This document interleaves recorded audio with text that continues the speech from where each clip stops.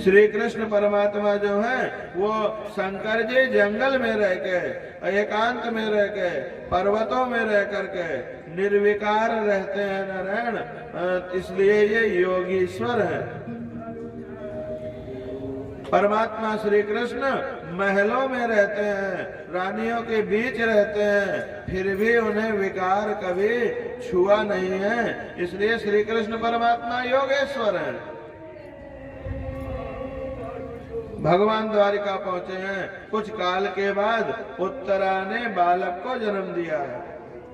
वो बालक जन्म लेने के बाद चारों ओर देखने लगा, माता के उदर में मेरी रक्षा करने के लिए चतुर्भुज कोई रूप आया था, चतुर्भुज स्वरूप पुरुष दिखा था। वो पुरुष अब कहाँ है? जन्म लेते ही वो जिस परमात्मा को माता के गर्भ में दर्शन किया था, उस परमात्मा को सबके अंदर देखने लगे। जो सबके अंदर श्री कृष्ण को खोजे, सबके अंदर नारायण को देखे, वही परीक्षित है। चारों तरफ भगवान को देख रहा था जन्म लेने के बाद। वो कहाँ है जो गर्भ में दर्शन दिया था? चारों तरफ भगवान को देखने के कारण इनका नाम परीक्षित पड़ा है। परीक्षित भाग्यशाली था, उसकी माता के गर्भ में ही उसको भगवान के दर्शन हुए थे।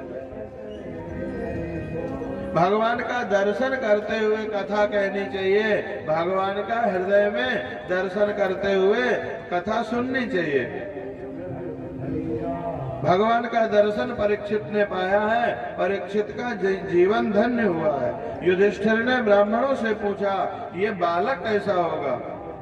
ब्राह्मणों ने कहा, वैसे तो इनके सब गुण दिव्य हैं, सब ग्रह दिव्य हैं, लेकिन मृत्यु स्थान की कुछ गड़बड़ी है। इसकी मृत्यु सर्पदंश से होगी। धर्मराज को बड़ा दुख हुआ, मेरे वंश का पुत्र सर्पदंश से मरे, ये ठीक नहीं है।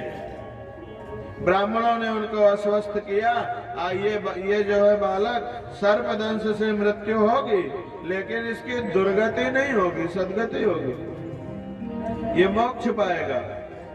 इसके अन्य सभी ग्रह शुभ हैं। इन ग्रहों को देख के लगता है कि इस जीवात्मा का ये अंतिम जन्म है नारायण। जिसके अंतिम जन्म होता है उसके जीवन की शैली अलग होती है नारायण, उसके लक्षण, उसका स्वभाव अलग होता है।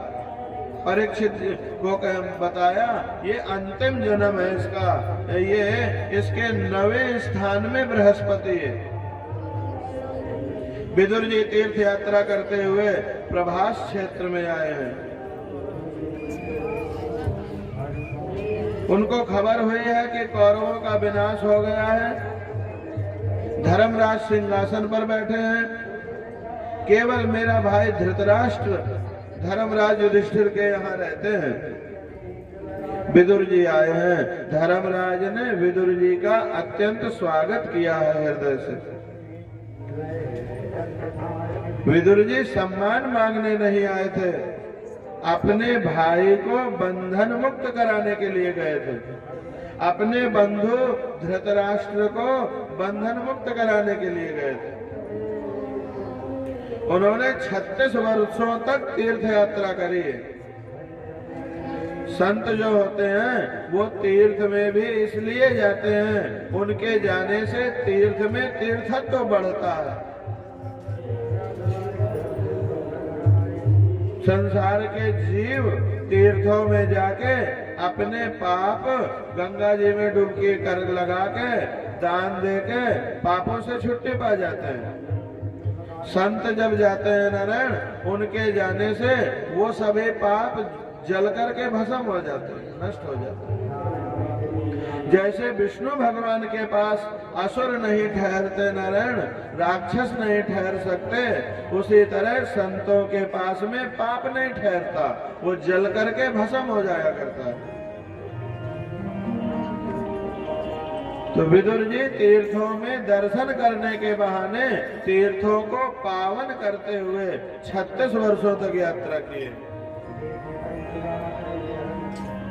यात्रा में अन्य चिंताओं के कारण परमात्मा का नियमित ध्यान नहीं हो पाता, सत्कर्म नियम पूर्वक नहीं हो पाते। इसलिए तीर्थ यात्रा बहुत श्रेष्ठ है, किंतु तीर्थ यात्रा की भी अपेक्षा भगवान का ध्यान श्रेष्ठ है।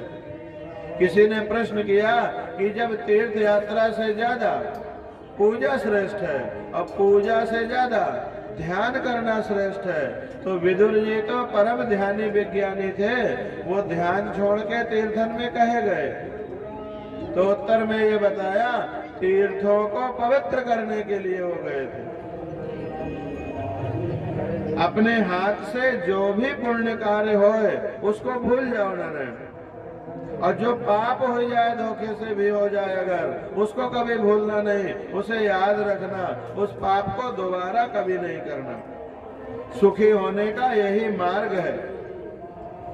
मनुष्य पुण्य को तो याद रखते हैं लेकिन पाप को भूल जाते हैं। अपने युवा अवस्था में जो थोड़ी बहुत पाप हो गए हो नारायण, जिसको जो युवा अवस्था में बहुत पाप करता है फिर बुढ़ापे में नींद नहीं आती ठीक से। मध्य रात्रि के समय विदुर जी धृतराष्ट्र के पास गए थे। धृतराष्ट्र को नींद नहीं आ रही थी, वो करवटें बदल रहे थे राजमहल में, सोने के पलंग में थे, लेकिन नींद नहीं आ रही थी, जाग रहे थे। रात में विदुर जी पहुंचे। विदुर जी समझाते हैं, जिस भीम को तुमने विष भरे लड्डू दिए उसी के घर में अब तुम मीठे मीठे लड्डू खा रहे हो, तुम्हें लाज नहीं आती? जिन 5 भाइयों को मरवाने के लिए लाक्षागृह में तुमने आग लगवाई। धृतराष्ट्र ने कहा, भैया ऐसा क्यों कहते हो, मैं क्यों आग लगवाऊंगा? बोले, युधिष्ठिर आग लगाने का प्रबंध कर रहे हैं, यह बात आपको भली भांति पता थी। जानते हुए भी आपने एक बार भी रोका नहीं, मना नहीं किया। राजा तो आप ही थे, दुर्योधन राजा थोड़ी था। तो दुर्योधन भीम को मारने के लिए जहर के लड्डू दे रहा है, लाक्षागृह में आग लगवा रहा है, आप जानते थे, आपने उसे रोका नहीं। धिक्कार है तुम्हें। पांडवों को तुमने दुख दिया, पांडवों को तुमने कष्ट दिया। तुम ऐसे दुष्ट हो कि राजसभा में द्रौपदी को बुलाने की सम्मति दे दी। अरे मना ना करना, सम्मति देना, ये राजा थे, तुम रोक सकते थे कि ये विधर्म है। धृतराष्ट्र चुप हो जाते हैं। धृतराष्ट्र कहता है, मेरे भतीजे मेरी खूब सेवा करते हैं, अपने पुत्रों से भी इतनी सेवा की हमें अपेक्षा नहीं थी जितनी सेवा ये लोग करते हैं। विदुर जी कहते हैं, पहले तुम्हें पुत्र प्यारे लगते थे, अब पुत्र सब मर गए तो भतीजे प्यारे लगने लगे। याद करो, पांडवों को मारने के लिए तुमने कितने प्रयत्न किए थे। ये धर्मराजा धर्म की मूर्ति है। धर्म मूर्ति होने के कारण तुम्हारे द्वारा किए गए अपकारों का बदला भी उपकार के द्वारा चुका रहे हैं। तुमने इनके साथ इतना गलत किया, लेकिन फिर भी ये आपकी सेवा कर रहे हैं। खुद समझ सोच करके घर छोड़े वो बुद्धिमान है। कुछ ही समय में तुम्हारी मृत्यु हो जाएगी। तुम घर नहीं भी छोड़ोगे, महल का लोभ नहीं भी छोड़ोगे, तब भी ये महल छूट जाएगा। महल में चाहो कि हमेशा रहें तो नहीं रह सकते। धृतराष्ट्र कहता है, भाई तेरा कहना तो ठीक है, लेकिन मैं तो अंधा हूं, अकेला कहां जाऊंगा। विदुर जी कहते हैं, धर्मराजा तुम्हें जाने की कभी अनुमति नहीं देंगे, जाने भी नहीं देंगे। मध्य रात्रि में तुम हमारे साथ भाग चलो चुप्पे से। धृतराष्ट्र और गांधारी को लेके सप्त स्रोत तीर्थ गए हैं नारायण, जहाँ ऋषिकेश के बाद में गंगा जी 7 धाराओं में विभक्त हो जाते हैं। सप्त ऋषियों ने जहाँ बैठ करके तपस्या की है। संसार में मन रूपी मछली ये घूमती फिरती रहती है, उसको विवेक रूपी बाण से बींधो। जो कोई मन रूपी मछली को, घूमती हुई मछली को विवेक रूपी बाण से छेद देते हैं, उन्हें द्रौपदी मिलती है। अर्जुन ने वो घूम रही मछली के आंख में निशाना लगाया, ऐसा तीर मारा कि उन्हें द्रौपदी प्राप्त हो गई। और जिसको द्रौपदी मिलती है उसका सारथी भगवान को होना पड़ता है। जिसके पास द्रौपदी है उसका रथ श्री कृष्ण चलाते हैं। द्रौपदी कृष्ण भक्ति का ही नाम है, कृष्ण भक्ति का ही नाम द्रौपदी है। मन को जब तक नहीं मारोगे नारायण, कृष्ण भक्ति प्राप्त नहीं होगी, कृष्ण भक्ति का रस प्राप्त नहीं होगा, स्वाद नहीं मिलेगा। मन को जो प्रिय लगे वो मत करो। पंचदेव ही द्रौपदी रूपी भक्ति के पति हैं। जिस पर भगवान की कृपा दृष्टि होती है वही इस मन रूपी मछली को मार सकता है नारायण। मन रूपी मछली को कौन छेद सकता है? बोले जिसको श्री कृष्ण इशारा करते हैं वही छेद सकते हैं। भगवान की कृपा दृष्टि जब तक ना हो नारायण, तब तक ये मन रूपी मछली मारे नहीं मरती है नारायण। इसको कोई मार नहीं सकता है, भगवान की कृपा से ही मन मरता है। विदुर जी बताते हैं, बड़े भैया याद करो, जब हमारा नाश करने के, पांडवों का नाश करने के लिए नारायण दुर्योधन ने दुर्वासा ऋषि को भेजा था। एक पत्ते से अक्षय पात्र भर के कृष्ण परमात्मा ने उस संकट से उन्हें बचाया था पांडवों को। दुर्योधन ने 4 महीने चौमासे में दुर्वासा जी की सेवा की, अपने यहाँ भोजन कराया। दुर्वासा ऋषि का ऐसा नियम था, कोई 10,000 ब्राह्मणों को भोजन करावे तो वो एक बार खाते थे और नहीं दूबा खाके और उसका रस निकाल के उसी में रहते थे। 4 महीने तक दुर्योधन ने दुर्वासा जी की सेवा की। प्रसन्न होकर के दुर्वासा कहते हैं, वर मांगो।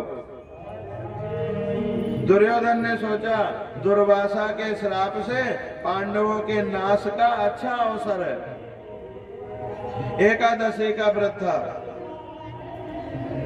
वैसे तो सूर्यदेव का अक्षय पात्र पांडवों के पास है, लेकिन द्रौपदी के भोजन कर लेने के बाद में पात्र में कुछ नहीं मिलता।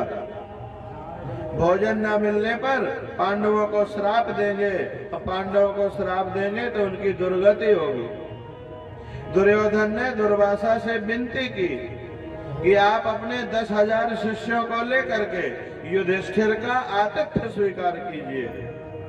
जैसे कृपा हमारे ऊपर की है ऐसे हमारे भाई पांडवों के ऊपर भी कीजिए। अब पांडव जंगल में रहते थे, 10,000 लोगों का भोजन कैसे व्यवस्था करें? युधिष्ठिर का आतिथ्य स्वीकार करें। अपने कुटुंब के वे ही गुरुजन हैं। और हाँ, द्रौपदी बेचारी भूखी न रह जाए। पांडवों के भोजन कर लेने के बाद ही आप वहां जाइएगा।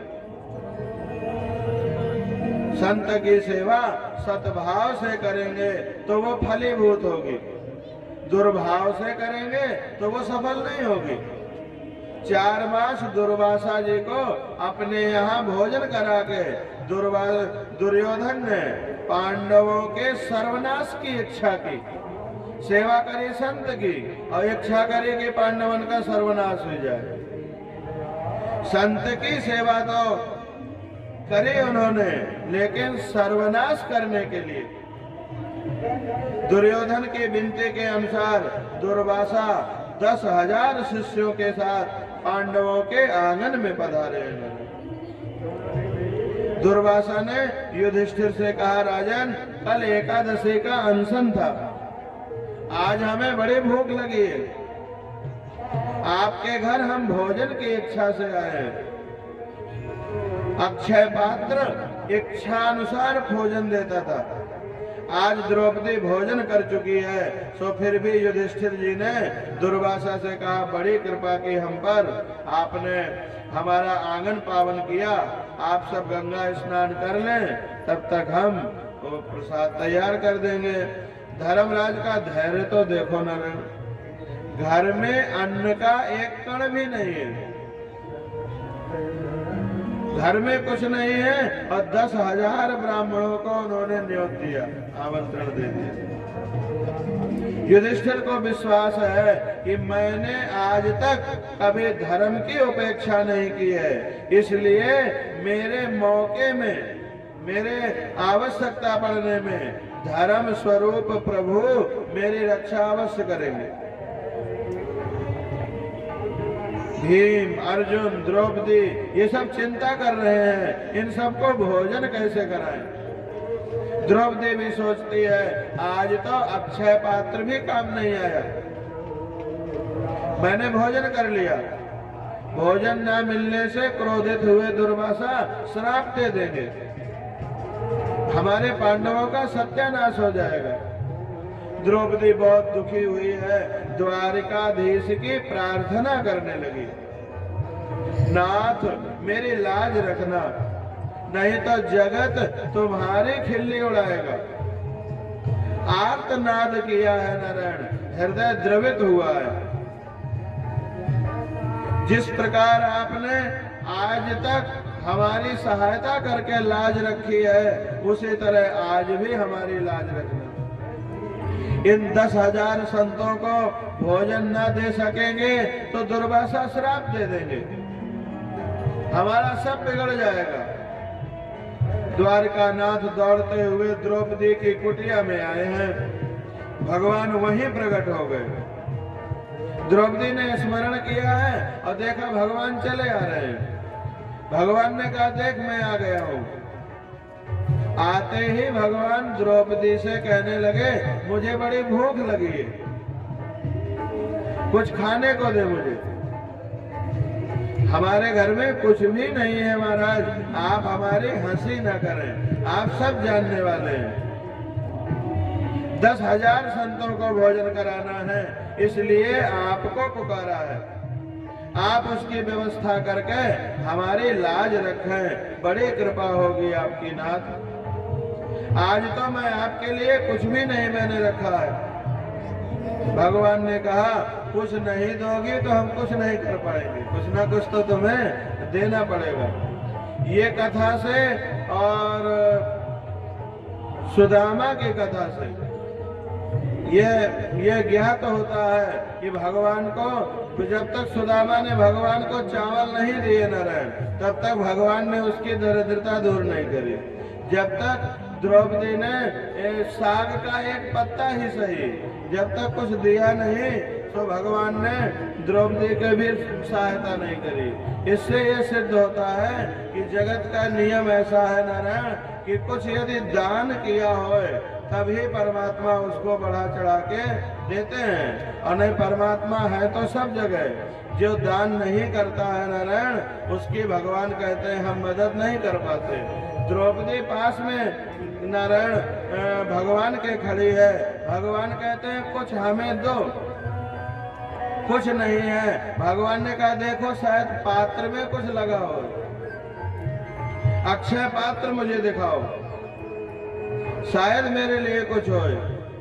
द्रौपदी ने प्रभु के हाथ में अक्षय पात्र रख दिया। भगवान ने देखा उसमें सब्जी का एक पत्ता रह गया था। पत्ता कहां से आ सकता था? भगवान ने प्रेम प्रयोग से पत्ता उत्पन्न कर दिया था। उन्होंने उस पत्ते का प्राशन किया है, उसको मुख में रखा है। परमात्मा को जीव जब प्रेम से कुछ भी देता है तो उन्हें तृप्ति हो जाती है, और बिना प्रेम के चाहे जितना दो उससे उन्हें क्या मतलब, पूरा जगत तो उन्हीं का है। अंतर्यामी रूप से वे सब जीवों में व्याप्त हैं। नारायण भगवान द्रौपदी से कहते हैं आज जगत के सब जीव तृप्त हो गए। भगवान दुर्वासा और अन्य 10,000 संत भी तृप्त हो गए। भगवान भीम से कहते हैं भीम दादा, भीम भैया जाओ संतों को बुला करके लाओ, कह दो प्रसाद तैयार है। भीम संतों को बुलाने गए, वहां वो सब महात्मा डकार ले रहे थे, तृप्त हो गए थे और कह रहे थे हमारा पेट अजीर्ण हो गया है, कुछ खाने पीने की स्थिति नहीं है, हम कुछ भी नहीं खा सकते। भोजन करने के नाम सुनकर के वो हाथ जोड़ने लगे, हमारे बस का नहीं है। भीम ने पूछा कि द्वारिका से कृष्ण तो नहीं आए? भीम से पूछा नारायण दुर्वासा जी ने, श्री कृष्ण तो नहीं आए? भीम बताते हैं हाँ अभी अभी श्री कृष्ण का आगमन हुआ है। भीम ने कहा आए हैं, वो कहते हैं दुर्वासा तो मेरे गुरु हैं। भगवान श्री कृष्ण का कहना यह है भगवान के कुल गुरु जो हैं वो दुर्वासा हैं, तो दुर्वासा तो मेरे गुरु हैं, तो आज प्रेम से उनको मैं भोजन कराना चाहता हूँ। भगवान स्वयं आए हैं, अपने हाथ से आपको भोजन कराने को कहते हैं। दुर्वासा ने कहा भीम भैया श्री कृष्ण तो मेरे गुरु के भी गुरु हैं, उन्होंने तो मुझे मान देने के लिए अपना गुरु बना के रखा है। श्री कृष्ण तो जगत गुरु है नारायण, मैं उनका गुरु नहीं हूँ। अब मुझे भोजन करने की कोई आवश्यकता नहीं है, मैं कर भी नहीं सकता। तुम्हारा संयम, सदाचार, धर्म पालन, कृष्ण भक्ति, कृष्ण प्रेम देख के मुझे बिना भोजन किए ही अत्यधिक तृप्ति हो गई है। मैं संतुष्ट हूँ। दुर्वासा ने आशीर्वाद दिया तुम्हारी विजय होगी, तुम कभी पराजित नहीं होगी। दुर्योधन ने सेवा की थी, ये भाव किया था कि पांडवों का नाश हो जाए। भगवान ने कृपा की है और नारायण दुर्वासा ने आशीर्वाद दिया है पांडवों की विजय हो जाए। जिसके मन में पाप नहीं होता, जिसके मन में द्वेष नहीं होता है, उसी का मंगल हुआ करता है। दुर्योधन ने सेवा की और आशीर्वाद धर्मराजा युधिष्ठिर को मिला। यदि जीव और ब्रह्म एक न हो तो श्री कृष्ण पत्तों का प्राशन करें और दुर्वासा तृप्त हो जाए नारायण, ऐसा कैसे हो सकता है? जीव और ब्रह्म एक ही हैं, इसलिए आत्मा के तृप्त रहने से, श्री कृष्ण के तृप्त रहने से पूरा जगत तृप्त हो जाता है। जीव और ईश्वर का भेद आभास मात्र है नारायण, तत्व तो एक ही है। भगवान के कुछ समय बाद भगवान ने भी लीला पूरी कर दी थी, पर स्वधाम गमन किया था और यदुवंश का संहार हो गया था। पांडवों ने जब खबर सुनी है कि भगवान श्री कृष्ण नहीं रहे हैं, तो उन्होंने अपना राज्य परीक्षित को दे करके धर्म राजा युधिष्ठिर ने स्वर्गारोहण का निश्चय किया था।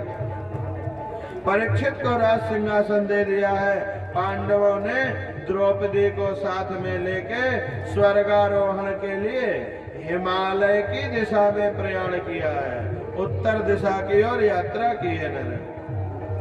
केदारनाथ पहुंच के उन्होंने केदारनाथ भगवान की पूजा की है। आज भी केदारनाथ के मंदिर में पंच पांडवों की मूर्ति स्थापित है, वहां है। जीव और शिव का मिलन हुआ है, उस केदारनाथ के आगे निर्वाण पंथ है। पांडवों ने वही रास्ता पकड़ा है। चलते चलते चलते महाभारत के अनुसार पहले द्रौपदी का पतन हुआ है, शरीर उसका गिर गया है। वैसे तो द्रौपदी पतिव्रता थी, लेकिन अर्जुन के प्रति उसे अधिक प्रेम था, इसलिए पक्षपात का भाव अर्जुन के प्रति रखती थी। सो द्रौपदी बिना शरीर के स्वर्ग की तरफ, महाभारत के अनुसार स्वर्ग और भागवत के अनुसार तो मोक्ष नारायण हुआ है। दूसरा पतन सहदेव का हुआ है, सहदेव को ज्ञानाभिमान था। तीसरा पतन नकुल का हुआ है, नकुल को रूपाभिमान था। फिर अर्जुन का पतन हुआ है, अर्जुन को तनिक अपने बल का अभिमान था। फिर पतन हुआ भीम का, भीम दादा बहुत खाते थे नारायण, और खाने के बाद भी अघाते नहीं थे। भीम का पतन हुआ है, शरीर छूटा है। धर्मराज ने पूछा, धर्मराज का पतन होने लगा तो धर्मराज से पूछा, भीम ने पूछा नारायण, जब भीम का पतन होने लगा धर्मराज से कि मेरा पतन क्यों हो रहा है, मैंने तो कभी कोई पाप नहीं किया। युधिष्ठिर बताते हैं, भीम भैया तू खाता बहुत था, सो तेरे पतन का कारण हुआ है। खाने के समय नारायण बहुत होश से खाओ, आंखें खोल के खाओ। संत और देवताओं को भोजन कराते समय आंखें बंद करके नारायण उनको भोजन कराओ। भोग लगाओ तो आंखें बंद करके आओ, भगवान जी भोग पा लो। यदि आचार विचार शुद्ध हो तो कली तुम में प्रवेश नहीं कर सकता। जिसके आचार विचार शुद्ध है नारायण, उसका व्यवहार शुद्ध हो जाता है। सत्य